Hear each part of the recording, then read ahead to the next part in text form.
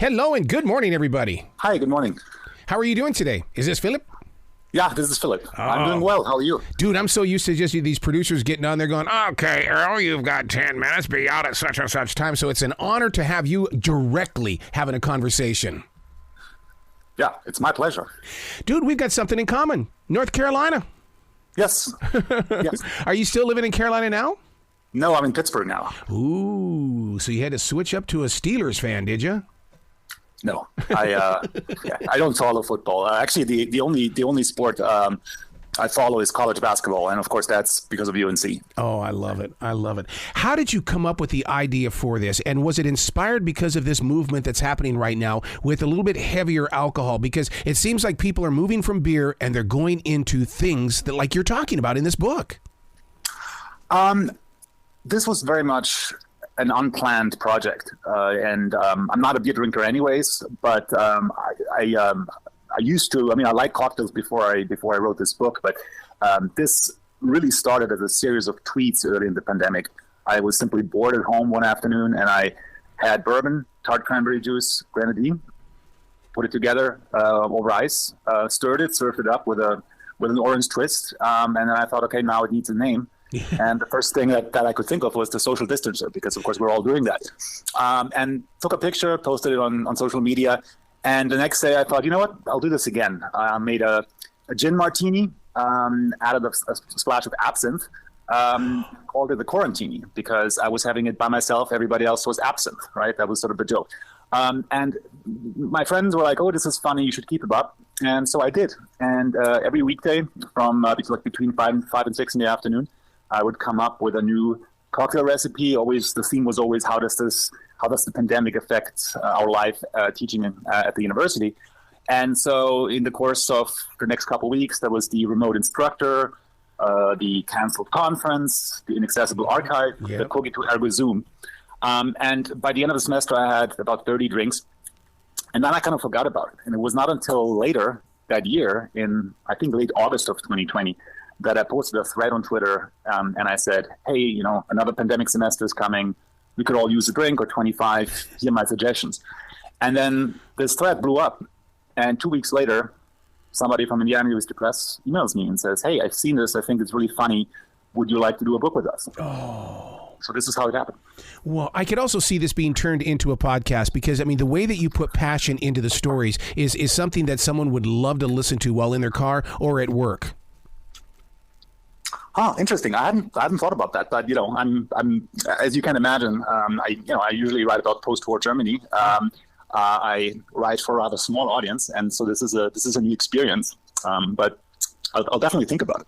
That's interesting that you write about the post-war Germany, because I've talked with a lot of artists, musicians especially, about post-war Germany, and they paint the picture of the marks, the scars are still there, but the world doesn't see them. And we need people like yourself to showcase what's really going on inside these chapters, because even though they've been written, they're still there.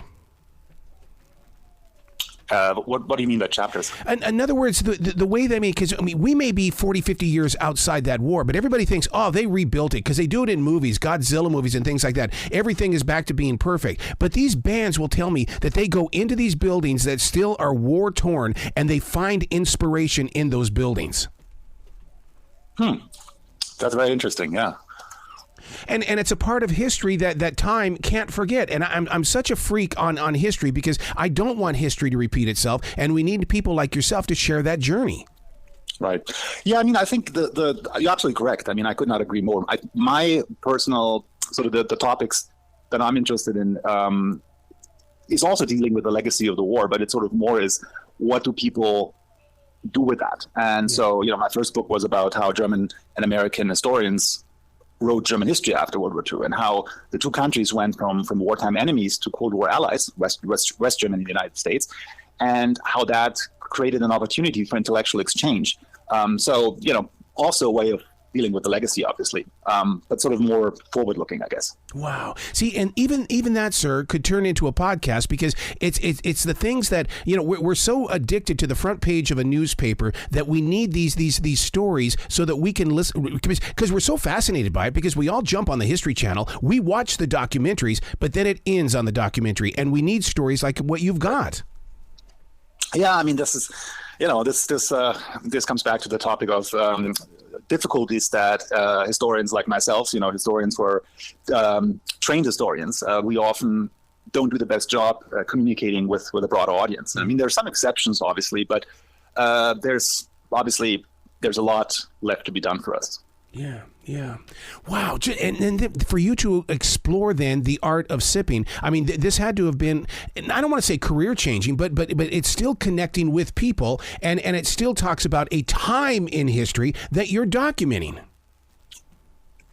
You mean the cocktail book now? Yeah. Because, yeah. I mean, it's really inside of you very deeply.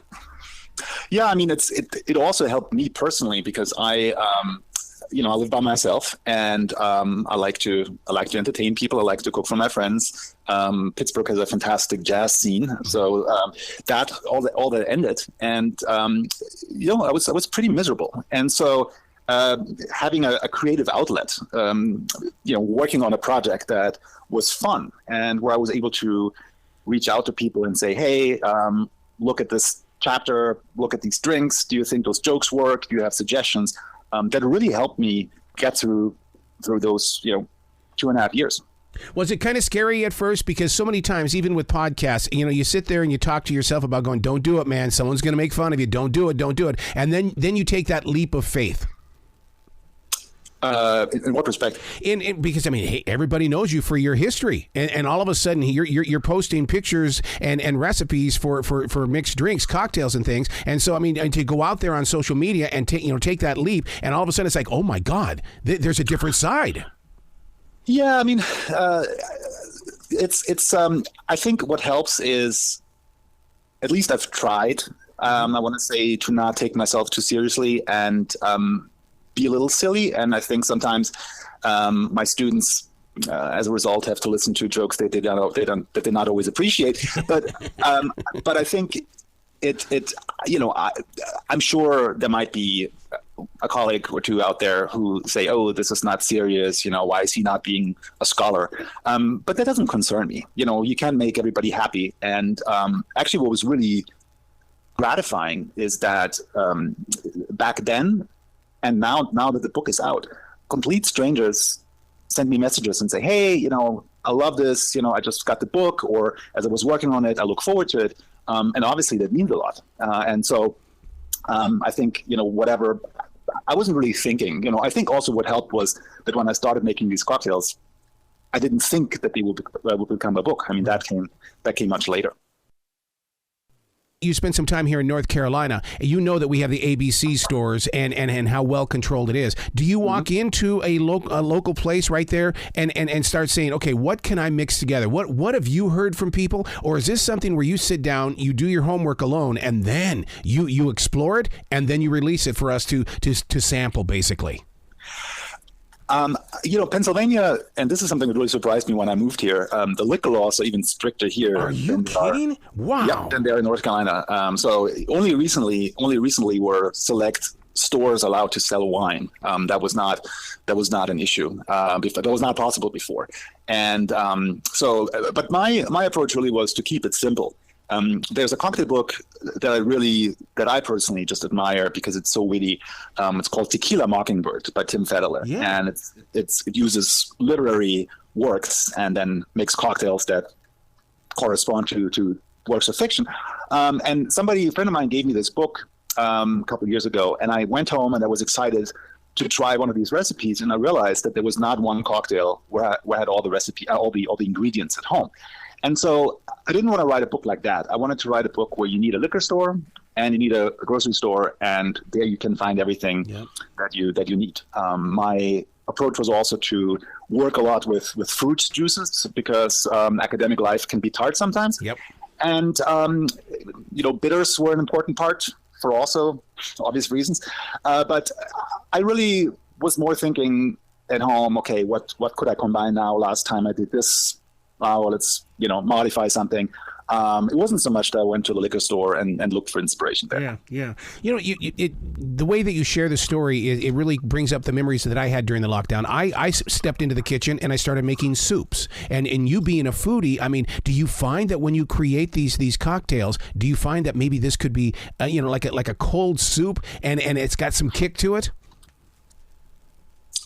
Some cold soup? In other words, the cocktails, because I mean, all I think about anymore is making soup. So when going through the book, I mean, it's like I'm sitting there thinking, oh my God, he's got ideas here. Oh my, I'm going to incorporate this somehow, some way. All of these chefs are going to go, I need to have this book because it's going to enhance what it is that I'm creating. Yeah, I mean, this is something I'm interested in figuring out what professional bartenders have to say about this. I recently learned that apparently, according to Orthodox mixology, you're supposed to shake cocktails that have fruit juices, and I have to admit I did not know that. So I stirred them. But as I write in my introduction, this is a cocktail book for academics, so the recipes are open to interpretation and reconsideration. So obviously, every person who gets that book, of course, can modify the recipes as they see fit and serve them on the rocks as opposed to up if they want. I could totally see this book at Regal movie theaters because they come with bars now, and they're always looking for new ideas for cocktails for the movies as they come out because they like to do a theme. I would love for you to team up with Regal because, I mean, this is so brilliantly creative. Yeah, I'm not familiar with them, but I'll look them up for sure. Absolutely. Where can people go to find out more about you? Because there's so much depth in you, and people need to see the real you and then grow outward with you. I mean, I'm still on that thing that used to be Twitter, even though it's going downhill. PJ Steizel is my handle there.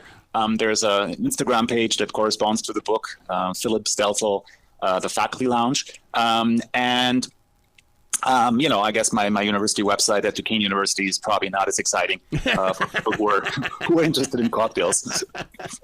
You got to come back to this show anytime in the future, man. I love your humor. I do. I really love your humor. Thank you. I appreciate it. Well, you be brilliant today, okay, sir? Thank you.